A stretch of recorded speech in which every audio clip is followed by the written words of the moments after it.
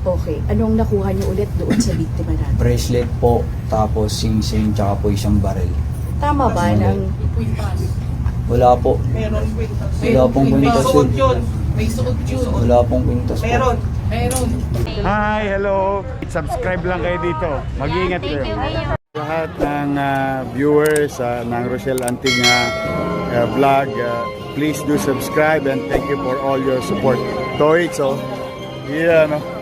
Ingat. Manila lang tsaka pa. Manila lang po, tsaka Baguio. Sir, Pero ilan na yung napatay mo? Isang beses pa lang po yun. Pinarecord mo? Opo. Sir, balikan natin kung paano niyo pinlano yung krimen. Pwede bang pakwento sa amin? Kilala niyo po ba itong retiradong Pulis Maynila natin? Kaya siya yung target niyo. Pakwento po. Paliwanag po sa amin, sir. Hindi po namin kilala si Tata George Capistrano. Nakita lang po namin na may suot po siyang alahas. Nakasalubong po namin, tapos sinundan po namin. Tapos, pagkatapos nun, Tapos ayun po, in-overtake po ng kasama ko na si alias B-Boy po. Tapos bigla po akong tumalon. Ngayon po, pagtalong ko po, bubunot po siya. Tapos pumasa po agad ng baril. Pinutokan ko po agad si Tata George po. bubunot yung biktima dahil nakita na kayong hinahabol niyo siya. Tama ba? Opo. Okay. Yung talagang pinakapakay niyo ay mag-hold up lang talaga sana. Opo. Yung alahas mismo ng biktima. Opo. Bakit mo pinatay niyo? Nakita ko po kasi bubunot ko eh. Tapos pinutokan ko na po siya. Itong driver ng getaway vehicle niyo po, ang sabi niya noong nakaraang linggo, hindi niya alam na babarilin niyo yung biktima. Totoo ba? O alam niya na may plano talaga na if talaga may makita kanyang armas itong biktima, ay papatayin, puputukan ng baril? Wala po sa plano yun eh. Yung nalaman po namin may baril, doon po kami naalaman na putukan po eh. Tsaka may baril din po siya, hindi lang po kayo may baril. Yung driver. Opo. Okay. Pagkatapos nyo na ginawa yon at binaril yung biktima, saan kayo pumunta? Anong una yung ginawa? Dumiretso po kami sa Arahay, Pampanga po. Pagkatapos, Nagbihis po. Tapos ginamot ko po yung sugat ko, yung natamaan ko po. saan ka natamaan? Sa kamay po. Okay. Anong nakuha nyo ulit doon sa biktima natin? Bracelet po, tapos sing-sing, tsaka po isang baril. Tama ba ng... Wala po. Meron kwintas. Wala pong May kwintas suot yun. yun. May suot yun. Wala pong kwintas po. Meron. Meron. Kitang-kita ng asawa. Kilala siya. Wala pong nagtak na kwintas po.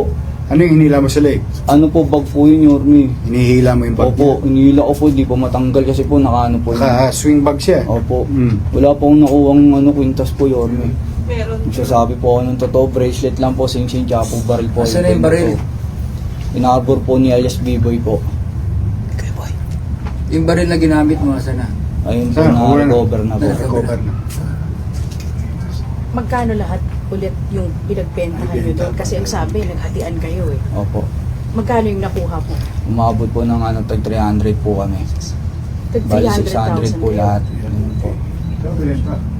Saan yung binenta? Si B-Boy po yung nagbenta eh. Pagtimbang po ng alahas po, siya na po nag-dispatcha ng alahas po. Pagkatapos yung maibenta, naghiwalay na kayo nung driver ng getaway vehicle nyo. Saan kayo nagpunta? Dumaretso na po ako sa may bundok po, malapit po sa may Pampanga po. Tapos Pagkatapos, po, in-sprayan ko po agad yung motor ko po na kulay puti. So, dire-diretso na po ako sa Cabanatuan papunta po San Mateo. bakit ka pa nagtago? Eh, ilang beses na nanawagan ang lokal na pamahalaan ng Maynila na yun na nga ang nangyari. Nahuli na nga itong kasama niyo po na driver. Bakit ka Natatakot nagtago? po kasi po, nalaman ko po sa Facebook po na pulis po pala yung nadali po namin. Sir, ibig sabihin kung hindi pulis, hindi po kayo matatakot? Hindi po.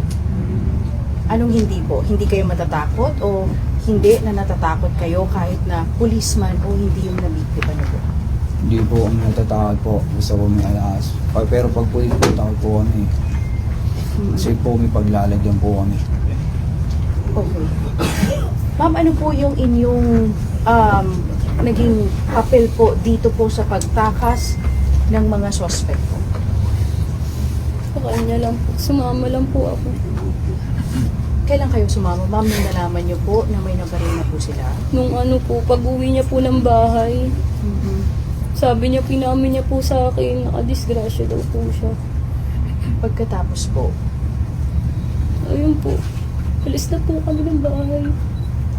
Nabanggit kanina ni Mayor na may anak po kayo. Iniwan niyo po yung anak niyo, sumama po kayo sa kinakasama niyo po. Hindi Tama po, ba? may nag-aalaga po talaga sa anak ko. Mm-mm. Pagkatapos, Yung tito ko po kasi gusto nila alagaan yung anak ko. Ngayon po, nasa kanila po. Tapos dinadala-dala po sa bahay, tapos kinukuha ko po. hindi po kayo natakot, ma'am, o nag-alala sa anak niyo? Bakit niyo iniwan? Alam niyo naman na po na may nagawa na hong krimen yung kinakasama niyo.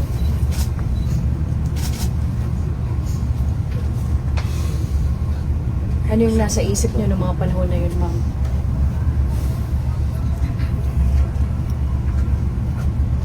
Nagsisisi po ba kayo?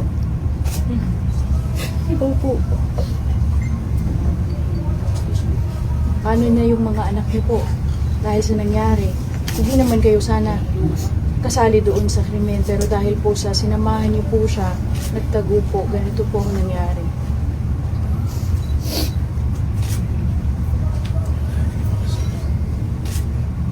Sir, ano pong masasabi niyo sa pamilya dahil po sa nangyari?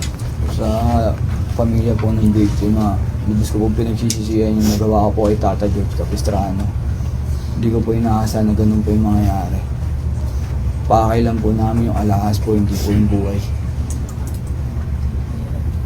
Sana po mapatawad niyo po ako, lubos ko po pinagsisisihan yung nangyayari po. Walang ganun. Balik mo yung buhay. Patawarin mo lang. Sir, saan kayo nahuli mismo ng mga kapulisan natin? Sa may Laguna po, Santa Rosa, Laguna po sa hotel po.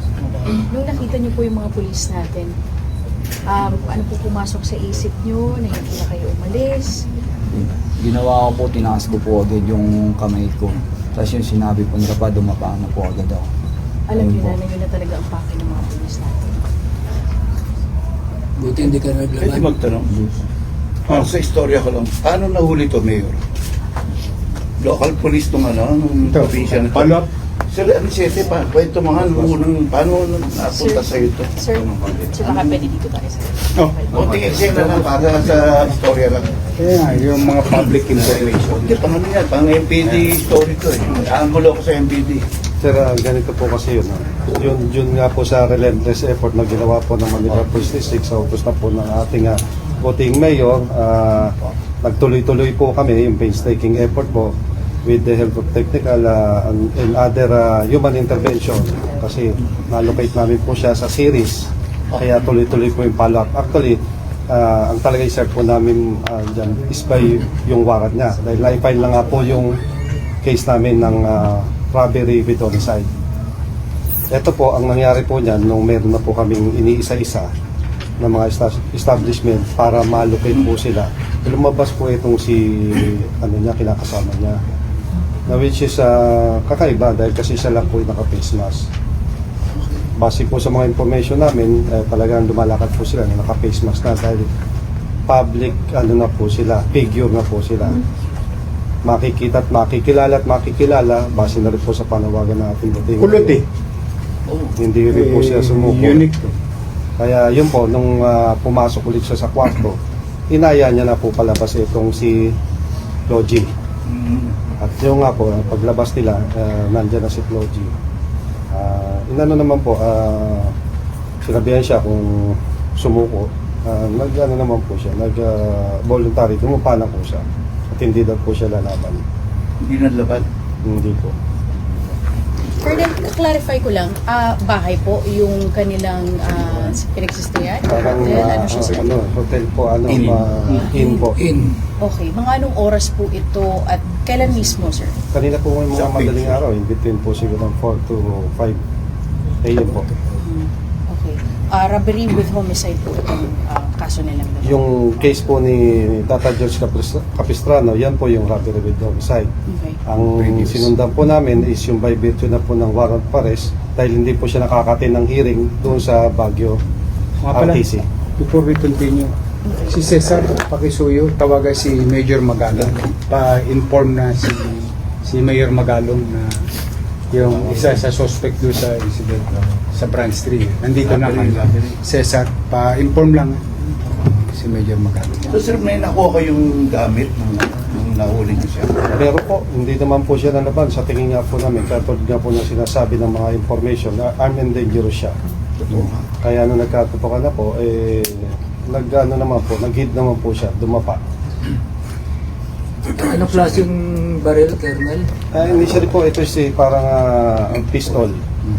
Pistol? Isa-subject po natin yan sa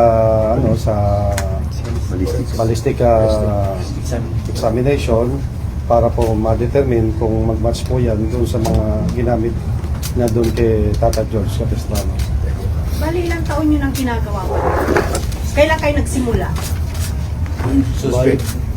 Yung yung pagkatas ko po magtago sa Baguio po, sa Bataan. Kailan nyo? 4 na beses na po. Hindi, kailan kayo nagsimula? 24 ganun. 2024. 2025. Ilang taong ka nun? Nung magsimula ka sa ganyang trabaho? Hindi ko alam kasi po, ngayon po 27 na po ako 27. So simula ngayon, hindi ka pa nakukulong? Hindi ka pa Nakulong na po ako. Kaso ko po puro tep po. Nakakapagyansa. Mabababa. Okay, anymore? Ay, sir, wait lang. Yung case niya po, hindi ba pwedeng i-ano sa murder? Kasi di ba, sinadya naman talaga niyang parilin. Magpasa siguro kami ng may mga witness naman na bago, magpasa kami ng affidavit para ma-amend. Si Mayor? Si Mayor Magalo. Ano? Saglit lang ha. Mayor Magalo. Hi, Mayor. I have good news for you. Yung isang suspect mo dyan na loko-loko, taga Maynila. Nadali na namin. May warrant to sa branch 3 ng Baguio.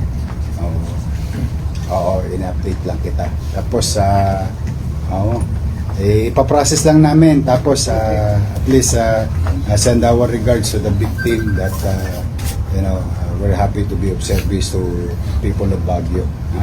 Mag-iingat ka, ha? Thank you. Okay, sige, bye-bye. At least alam niya na kasi may interest din ng Baguio sa kanya eh. Marami may interest dito actually. Yun yung visa ng pagmamanat pa sa kanya, nagpatuldok yun dahil marami siyang standing warrant eh. Anyway, I feel bad for them but I think it's more than anything else the justice that the family deserve, yung mga biktima nila at yung mga nakaraan nilang biktima, and of course yung future, mukhang magiging ano to eh, lalago to, magkakasungay ito, magiging dragon to mga to. Kasi kita mo, 23 anyos ka nung unang dumiskarte, mga 24.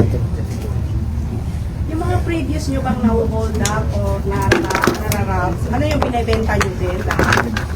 Binibenta po. Pinaghahati-hatian nyo Opo, rin? Ilan kayo sa grupo? 4 po ganun. Minsan po, kadalasan po, 2 lang po talaga kami. Pero tinuturo ni Vivo, ikaw ang mastermind eh. Sino talaga nagplano? Nung sino yung sabing barili mo pa? Ako na po.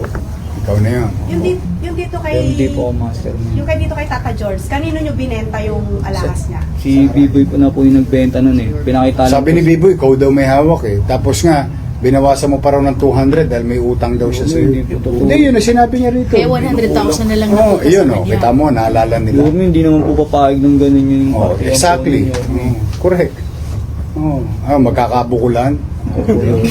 Hindi, totoo naman, di ba? Hindi uso sa kalsada yung bukulan eh.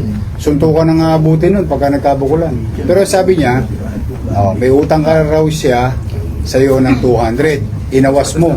Kaya 100 lang daw nakuha niya. Hindi po totoo yun yung... Sino binukulan niya? Hindi ko alam. Basta yun na sinabi niya rito. Kaya, Nagkabukulan pa. ha? Nagkabukulan pa po sila. Di ba? Narinig ko naman yung sinabi. Hindi naman ako nagsabi. Ulap Siya daw nagsabi. ng 200 yung... Binigay mo. Sinigil mo kasi siya ng 200. Kaya sandalan na punta sa kanya. Yung party po namin dun parehas po yun. Yun po yung matotohanan. Anyway, Sir, isang tanong na lang po. sure, go ahead. Yung tanong ng pamilya kasi, ilang beses na po kayo nakulong, may mga kaso kayo. May protector ba kayo? May financer po ba kayo? Kaya nabas-pasok po kayo sa kulungan. Wala po. Ibig Ang sabihin, kaso ko lang po, puro tep lang po. Tapos yung iba po, binubuno ko po. Ano po. kaya ka nakakapagpiyansa na makalabas. Binubuno ko po. Na ano ko po siya ng matagal. 2024. Pero walang kahit na sinong malaking tao sa likod nyo, Wala po. organized na grupo, nakasali ka, Wala po. kayo-kayo lang talaga. Ikaw lang mismo. Pero may iba kang tropa na sinasakyan nyo rin. Sumasampa ka rin sa ibang hindi lang kay B-Boy. Kay B-Boy lang po talaga. Kay B-Boy ka lang sumasampa. Kasi sabi ni B-Boy, may katropa ka raw. Wala po. O may sinasampahan kang iba. Wala na po yun. Lahat ng ligtas ng ulo, inabot ni B-Boy eh. Ikaw lang ang nakabaon eh. Wala nga po eh. Hindi nga. Yan ang sinabi naman dito, hindi naman ako may sabi. It's up to you. Sige, anyway, Okay, Mayor. at least one problem down. Good riddance. Thank you. Thank you sa inyo, pati sa mga viewers nyo and followers nyo.